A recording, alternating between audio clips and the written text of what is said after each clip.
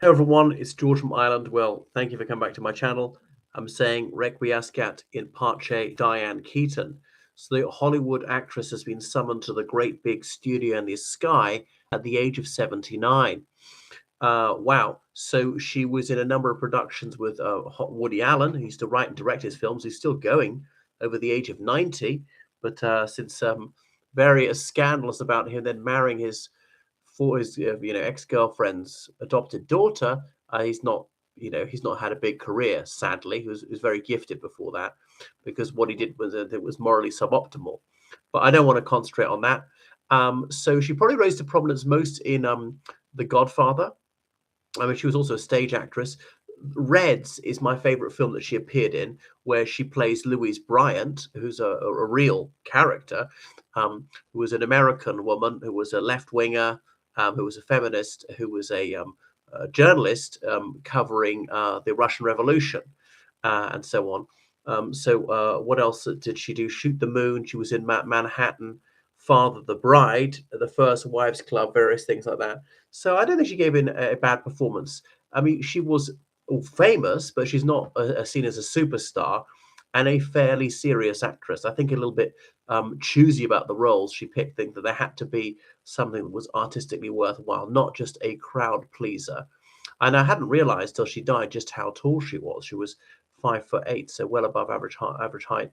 And she played Kay Adams in Godfather Part One, Godfather Part Two. That Mario Puzo based on the Mario Puzo novels, because until some inquiry before the United States Congress in the 60s, the word mafia was largely unknown to the American public, even though mafia had been going in the United States for about a century, and in Italy for about at least 50 years prior to that. It really only got into public consciousness from the 60s, although, yes, there was Italian organized crime, but people didn't know that much about it. And then Mario Puzo's novels, the late 60s, that really made a big part of American culture. I mean, it's not to say celebrate it, and unfortunately, there probably was some of that, but even to know about to find it entertaining, even darkly entertaining. And so she's a sort of meant to be an Anglo American who marries into an Italian American crime family and things like that. So she was in Play It Again, Sam, things like that. Wow. So although she was in a lot of things which are kind of like New York specific, she was from California. So she's playing stage roles even in the 1970s, like in Annie Hall, both on Broadway and off Broadway. And in case you don't know that much about New York, Broadway is that one diagonal street all the way across Manhattan, but that is the center of theater in the United States. Was so theaters on Broadway, yes, are the major ones. Off Broadway are the less important ones. It's a bit like a theater in London. If it's the West End, it's a major one. If it's not West End, then it tends to be smaller, less prestigious, and so forth. Um, wow. So what I was going to say. So she was her boyfriend was Warren Beatty, some people pronounce it, in the late 70s into the early 80s, and then she played opposite him in Reds. And Reds is set in the Russian Revolution, as in red was the color of the Bolsheviks. She's playing Louise Bryant. I can't remember his character's name, but no, isn't he John Reed, the Harvard-educated journalist, the one who wrote 10 Days That Shook the World, who was there, who again was deeply sympathetic to the communist cause, and well, not the only one of the very few Americans buried on Red Square. Big Bill Haywood is another. Um, Goodness. And so he died of typhus in about 1920. And I believe their relationship broke up whilst they're filming it. I'm not sure as to infidelity, but there is an infidelity scene in the film. And being a feminist, she doesn't believe, Louise Bryant doesn't believe in marriage and so on. They managed not to have children, or contraception was very difficult to come by in those days. But Louise Bryant definitely believed, and it was seen as very immoral. And she said these very poor people are having more children than they can possibly feed. And there was poverty in the United States. I mean, real poverty. There's before any social security. And Louise Bryant, and then she married a wealthy American guy and moved to Paris, was living there certainly in the 1930s, who cared so much about the poor but lived in luxury herself and never gave a penny to the needy. Well, a typical leftist. But there was a depth to that performance there. I also find it scintillating because that period of history is engrossing to me. But she plays, I suppose, these multifaceted characters quite well researched. I don't know if she went in for method acting, but well, let me be frank. I mean, she wasn't beautiful. She wasn't ugly either.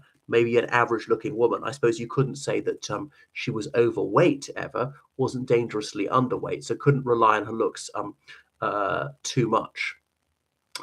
So wasn't in comedies very much, seen as a serious actor. But so why was she appeared in so many Woody Allen films? I'm not sure actually. There was that First Wives Club called Goldie Hawn and Bette Midler. I thought that was the worst thing she was in. I only saw little bits of that. So she was not that into politics. Fortunately, a lot of them are. But in as much as she said anything about politics, it tends to be liberal left, as you would expect for someone who was in Hollywood. Yeah, so I had been sort of out of the limelight for several years before she died. I suppose partly because she was in failing health, but a lot of people have expressed their grief that she's died, and they've hailed her cinematic achievement. People like Leonardo DiCaprio, Francis Ford Coppola, Robert De Niro, Viola Davis, Sarah Jessica Parker, Reese Witherspoon, and so on. So I don't think she ever reached iconic status or seemed to be like a national treasure. Yeah. Apparently she was in some productions recently, but nothing big, nothing I would have heard of. Wow. So what are your favorite memories of her? What best performances do you think she gave? Because she could do people who, when they were happy, obviously emotionally neutral, angry, pensive, and all sorts. The lines weren't rushed. I never heard her do accents. Was she also able to alter her accent? Because she spoke in standard American, so achieved a lot. I think she never married. Though obviously she was very much straight, had a number of well-known boyfriends, and she had two children. I don't know anything about them. So it come from a kind of middle class family and really made it big in Hollywood. But I think she was in it for the acting. I made it sound so silly, but some people are just attention addicts like Meghan Markle, who are like third-rate actresses who just want to be famous. I don't think Diane Keaton was like that, because apart from appearing on stage on the film, she didn't seek publicity, was not always granting interviews. I don't think she did them occasionally because they helps to promote the production. Right. Anyway, thank you so much for watching my video. Make sure you subscribe on Patreon. Today, PayPal, georgecallahan79@gmail.com. Because of course I really need donations to keep this channel going. And you tell me, what performances by Diane Keaton did you appreciate? Have you seen Reds? So I warmly recommend it, and it intersperses it with interviews of people who were alive at that time, and they're all American left wingers. So it's about the Russian Revolution, but most Americans who went there and came back and how they felt conflicted about it, thought that the Bolsheviks were going wrong, were becoming tyrannical. And some of the people they interviewed about 1981 were very old, were a century old. And what else did they say? They got some award at the Oscars, and Warren Beatty said, it shows we face no censorship. This is the height of the Cold War, and yet it's a fairly positive portrayal of communism. Right, toodaloo.